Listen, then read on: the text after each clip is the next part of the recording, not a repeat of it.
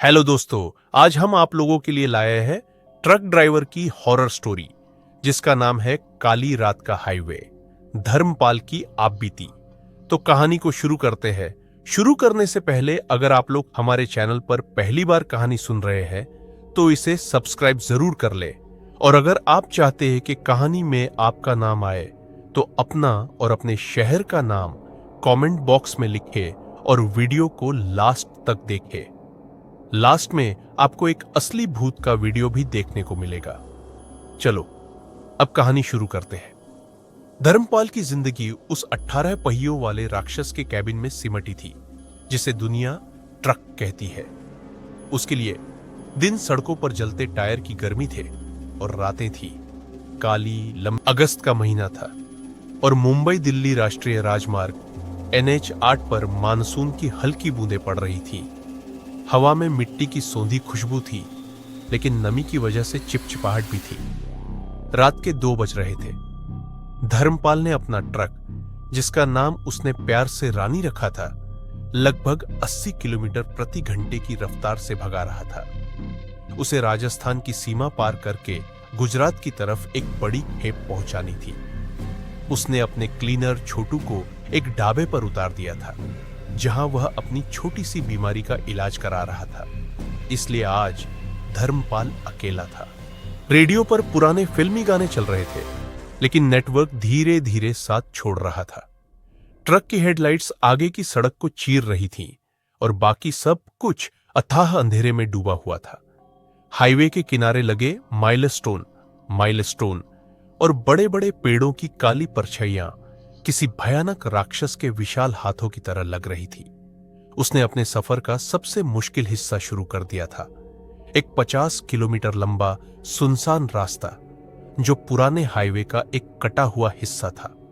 इसे चंडाल खंड कहा जाता था। ट्रक ड्राइवर इस रास्ते को पसंद नहीं करते थे।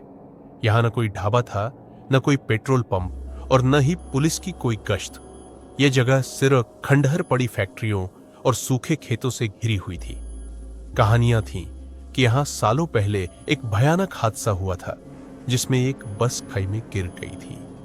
उसके बाद से रात में यहां अजीबोगरीब चीजें होती थीं। धर्मपाल ने एक लंबी सांस ली और अपनी सीट पर थोड़ा हिलकर बैठ गया। उसने आवाज तेज कर दी, रानी, बस 15 किलोमीटर और फिर मजा ही मजा है।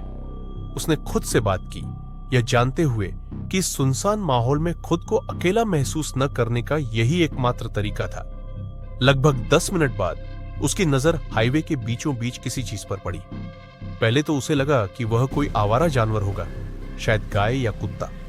उसने हॉर्न दिया, लेकिन वह चीज टस से मस नहीं हुई। जब ट्रक नजदीक आया तो धर्मपाल के पसीने छूट गए।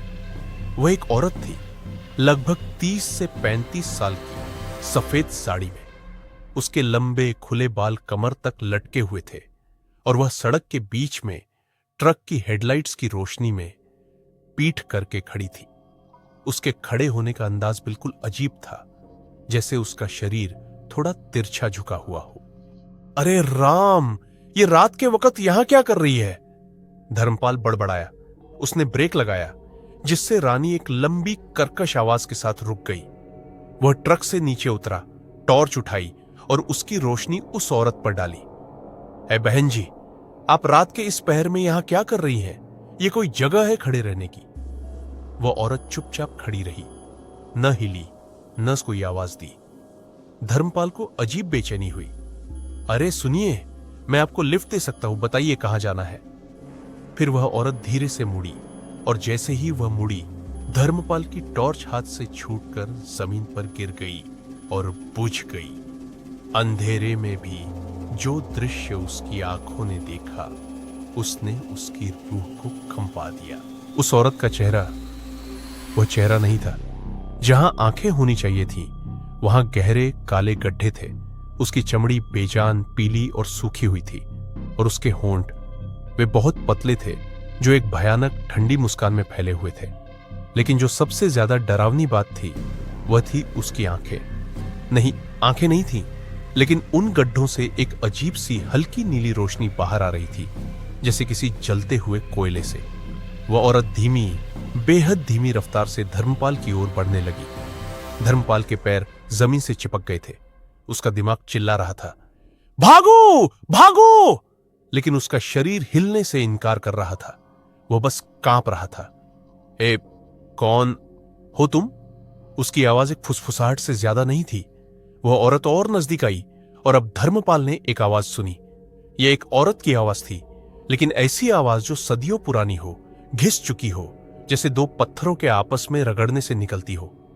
मुझे मेरा बच्चा चाहिए। आवाज उसके कानों में नहीं, बल्कि सीधे उसके दिमाग में गूंजी। यह इतनी ठंडी थी कि उसे लगा जैसे उसके कान के पर्दे जम गए हों। धर्मपाल को याद आया, उसने पुराने ड्राइवरों से सुना था कि इस खंड पर जो औरत दिखती है वह यात्रियों से उनका बच्चा मांगती है। अगर कोई हां कह दे तो वह उसे जिंदा नहीं छोड़ती। उसने अपने आप को पीछे धकेला, बस किसी तरह ट्रक तक पहुंचना था। मेरे पास कोई बच्चा नहीं है, धर्मपाल चिल्लाया और पलक झपकते ही वह औरत 1 मीटर की दूरी पर पहुंच गई। उसके चेहरे पर वह ठंडी नीली रोशनी तेज हो गई और इस बार आवाज में भयानक गुस्सा था। झूठ, तुम झूठ बोल रहे हो, मैं जानती हूं। धर्मपाल को लगा कि उसका दिल फट जाएगा। उसने अचानक देखा कि ट्रक का दरवाजा खुला हुआ है। एक आखिरी जानलेवा कोशिश में उसने अपने पूरे वजन के साथ छलांग लगाई और कैबिन के अंदर जा गिरा। उसने जल्दी से दरवाजा बंद करने की कोशिश की, लेकिन उस औरत का पतला बर्फ सा ठंडा हाथ दरवाजे और कैबिन के फ्रेम के बीच आ गया। धर्मपाल ने चीख मारी। उसे उस ठंडे स्पर्श में एक भयानक शक्ति महसूस हुई। वह औरत अब दरवाजा अपनी तरफ खींच रही थी और उसके बेजान डरावने चेहरे पर एक विकृत मुस्कान थी। तुम मुझे रोक नहीं पाओगे। दरवाजा धीरे धीरे खुल रहा था। धर्मपाल ने अपनी पूरी ताकत लगाई। उसे लगा कि वह अब मरने वाला है। उसके हाथ के नीचे गियर लीवर पर उसे हनुमान जी का एक छोटा सा लॉकेट महसूस हुआ जो उसकी पत्नी ने दिया था। अचानक उसके दिमाग में एक विचार आया, ड्राइव, बस चलाओ। उसने दरवाजा पकड़ने वाले हाथ को तेजी से छोड़ दिया, इंजन स्टार्ट किया और बिना गियर बदले क्लच को झटके से छोड़ दिया। ट्रक एक भयानक गड़गड़ाहट के साथ आगे बढ़ा, लेकिन उस औरत ने दरवाजा नहीं छोड़ा। वह अब ट्रक के साथ साथ सड़क पर घिसट रही थी। उसकी सफेद साड़ी का एक फटा हुआ हिस्सा टायर के नीचे आया और फट गया। धर्मपाल ने आर पार देखने वाले शीशे साइड मिरर में देखा। उस औरत के पैरों के पीछे जमीन पर एक लंबी काली लकीर बन रही थी। वह घिसट रही थी, लेकिन उसकी आंख की नीली रोशनी ट्रक को घूर रही थी। तुम कहां भागोगे? धर्मपाल ने तेजी से दूसरा गियर डाला, फिर तीसरा, चौथा। 80 की रफ्तार। ट्रक अब तेजी से भाग रहा था और वह औरत भी उतनी ही तेजी से घिसट रही थी। धर्मपाल ने हिम्मत की और जोर से हनुमान चालीसा पढ़ना शुरू कर दिया। जैसे ही उसने पहली चौपाई पूरी की, एक भयानक चीखती हुई आवाज आई जो उस तेज रफ्तार ट्रक की आवाज को भी पार कर गई। ये चीख किसी इंसान की नहीं हो सकती थी। ये किसी घायल पागल आत्मा की चीख थी। उसकी आंखें शीशे में टिकी थी। उसने देखा कि वह औरत अचानक तेजी से कैबिन के दरवाजे से दूर उछली, हवा में एक पल के लिए तैरती रही और फिर सड़क के किनारे अंधेरे में गायब हो गई। धर्मपाल ने तब तक ट्रक नहीं रोका जब तक वह चंडाल खंड से बाहर नहीं निकल गया और उसने दूर एक ढाबे की फीकी लाइट नहीं देख ली। जैसे ही ट्रक रुका, उसका शरीर पूरी तरह ढीला पड़ गया। वह कांप रहा था। उसने दरवाजा खोला और कैबिन से नीचे कूद गया। उसे उल्टी जैसा महसूस हुआ। ट्रक के दरवाजे पर, ठीक जहां उस औरत का हाथ था, 5 उंगलियों के निशान थे। वे निशान किसी कीचड़ या गंदगी के नहीं थे। वे गहरे भूरे रंग के थे, जैसे जले हुए मांस के निशान, और उन निशानों से एक हल्की बासी सड़ी हुई गंध आ रही थी। धर्मपाल ने उस रात खुद को ढाबे के मालिक के पास सोफे पर सिकुड़ा हुआ पाया। वह सूरज उगने के बाद ही वहां से निकला। उसने उस रास्ते पर कभी अकेले सफर नहीं किया। वह आज भी ट्रक चलाता है, लेकिन अब जब भी रात के 2 बजते हैं और वह किसी सुनसान हाईवे से गुजरता है, तो उसे अपनी रानी के दरवाजे पर पड़े उस जले हुए निशान की याद आती है। वह जानता है कि वह सफेद साड़ी वाली औरत अभी भी कहीं वहीं पर खड़ी है।